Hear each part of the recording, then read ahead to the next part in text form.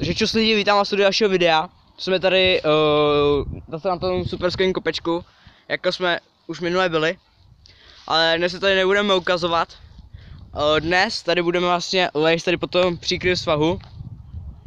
A říkám my, tak vlastně myslím tím, že tady nejsem sám. Pozdrav. To je můj kámoš, můžu říkat jeho jméno. Vlastně budeme tady lézt vlastně do trošku jakože lezení do výšky, uvidíme jak nám to půjde. Je to tady hodně měkký, takže možná se třeba jakože svalíme. No uvidíme, jdeme na to. Hej, jdeme na to? OK, tak my se vám ukážeme, až budeme dole. Zatím čus. Jsem tady zpět, jsme to dolů. Tam, jsme to slezli dolů. A vlastně já teďka vlastně poběžím tady po toho svahu, je to docela příkrý, na to se nějak aby to bylo trošku vidět. Ukáž už mi to. Vlastně to je vlastně docela dost příkrý, ale je to docela lehký. No vidíte jak se to boří. No dobrý, já to zkusím, pojď dolů, já si to zkusím. Takže to zkusím no, ty pojď tady sem. A kameraman bude natáčet, tak jo, můžu? Ano.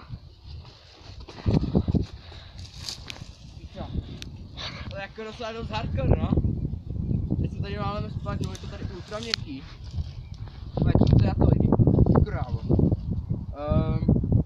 Trošku sklouznem no, krávo. Dobrý. Tak jo. Už se trošku začíná stmívat. A my si dáme... Wow. A my se dáme asi takhle... Zkusíme to ještě takhle z druhé strany. Vlastně... Moc takové na videu nezdá, že to je moc příkrý. Ale to fakt, lidi, je to fakt dost příkrý. Tak jo. Já to zkusím nějaký s tou kamerou, aby to bylo když tak nějak to. OK, jdeme na to. 3, 2, 1, go. Ty krávo. Oh shit.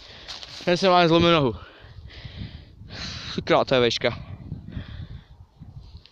No ten prcek, víte jak je malej. To je on. To je to. Prcek. Tak jo. Jste mi věřili, čumte na to, jak je to úplně. Ty krávo. Kámo, to je to úplně ultra klouže. Shit, do prdele. Au, bolelo trošku. OK. Lidi, my se nám asi nahlásíme od někaď, kde se dá trošku jakože i lejst, trošku do hardcore. No, takže zatím čus.